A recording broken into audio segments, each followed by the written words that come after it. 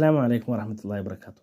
ഖാലിഖായും റാസിഖായും മുദബ്ബിറായും സൃഷ്ടികർത്താവായും ഉപജീവനദാതാവായും അതേപോലെ കാര്യങ്ങളെല്ലാം നിയന്ത്രിക്കുന്നവനായും അള്ളാഹുവെ മാത്രമാക്കിയാൽ പോലും അയാൾ യഥാർത്ഥത്തിൽ മുഅ്മിനാവുകയില്ല, മുവഹിദാവുകയില്ല. ഇതെല്ലാം റസൂലുള്ളാഹി സ്വല്ലല്ലാഹു അലൈഹി വസല്ലമ എതിർത്ത അന്നത്തെ മക്കത്തെ മുശ്രിക്കുകൾ പോലും അംഗീകരിച്ച കാര്യമാണ്. അതാണ് അല്ലാഹു സുബ്ഹാനഹു വ തആല ഈ ആയത്തിൽ ഇവിടെ പറഞ്ഞത്. ഖുൽ മൻ യർസുഖുക്കും മിനസ്സമാഇ വൽ അർള്, ആകാശങ്ങളെയും ഭൂമിയെയും നിന്നും ഉപജീവനം ഇറക്കിത്തരുന്നത്. ഇതൊക്കെ അവർ ആരാണ് എന്ന് ചോദിച്ചാൽ ഫസയഖൂലൂന അല്ലാഹ്, അള്ളാഹു ആണ് എന്നവർ പറയുകയും തന്നെ ചെയ്യുന്ന. അപ്പോൾ അള്ളാഹു ആണ് എന്ന് അവർ പറയുകയും ചെയ്യുന്ന അതേ വിശ്വാസം വെച്ചു പുലർത്തിയിട്ടും അവരെന്ത് ചെയ്തിട്ടില്ല, മുസ്ലിമീങ്ങളായിട്ടില്ല. അപ്പോൾ അള്ളാഹുവെ മാത്രം ആരാധിക്കുക എന്നതാണ് തൗഹീദ്. അല്ലാതെ ഖാലിഖും റാസിഖും മുദബ്ബിറും അള്ളാഹു മാത്രമാണ് എന്നത് വിശ്വസിച്ചത് കൊണ്ട് മാത്രമായില്ല. അതിനു പുറമെ അവനെ മാത്രമായി ഇലാഹ്, യഥാർത്ഥ ആരാധനക്ക് അർഹനായുള്ളവൻ അള്ളാഹു മാത്രമാണെന്ന് വിശ്വസിക്കുകയും അവന് സകല ആരാധ്യതയും നൽകുകയും ആരാധനയും അർപ്പിക്കുകയും വേണം.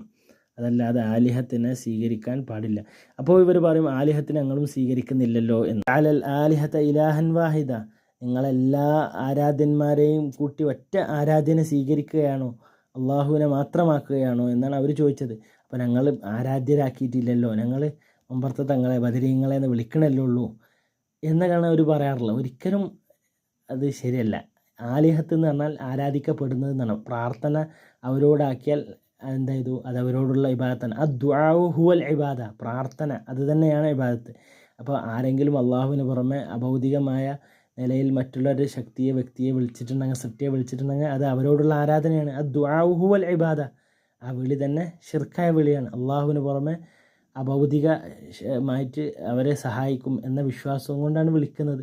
അപ്പോൾ ആരോട് വിളിച്ചാലും അത് ശിർക്കാണ്. അത് ചോദിച്ച ചോദ്യമാണത്. അള്ളാഹുവിന് പുറമെ ഉള്ള ആലിഹത്തിനെകളൊക്കെ വിട്ട് ഇനി എല്ലാ ആരാധ്യന്മാരെയും ഒരൊറ്റ ആരാധ്യനാക്കി എന്നാണ്. അപ്പോൾ അവർക്ക് കുറേ ആരാധ്യന്മാരുണ്ട്. അവർ അതായത് ആരാധ്യൻ, ഇപ്പോൾ ഞങ്ങളെ ആരാധ്യനാക്കണില്ലല്ലോ, ഞങ്ങളെ ഇലാഹ അള്ളാഹു മാത്രമാണ് എന്നവർ പറയില്ലേ. ഇപ്പോൾ ശിർക്ക് ചെയ്യുന്ന പല ആളുകളും ന്യായീകരിക്കാറുള്ളതാണ്. ഞങ്ങൾ അവരെ ആലിഹത്തായിട്ടോ അല്ലെങ്കിൽ ഇലാഹാക്കുന്നില്ല, ഇലാഹ അള്ളാഹു മാത്രമാണെന്ന്. പക്ഷേ പ്രാർത്ഥന അള്ളാഹു അല്ലാത്ത, ആരാധന അള്ളാഹു അല്ലാത്ത ഏതെങ്കിലും ശക്തിക്ക് പോയാൽ അത് ശിർക്കാണ്. അതോടുകൂടി അവരെ ആലിഹത്താക്കി കഴിഞ്ഞു, അവരെ ഇലാഹാക്കി കഴിഞ്ഞു. ഇൻ തദ്ഉഹും ലാ യസ്മഉ ദുആക്കും വലൗ സമിഉ മസ്തജാബു ലക്കും. അള്ളാഹു പറഞ്ഞത് എന്താണ്? ശിർക്ക് എന്നാണ്.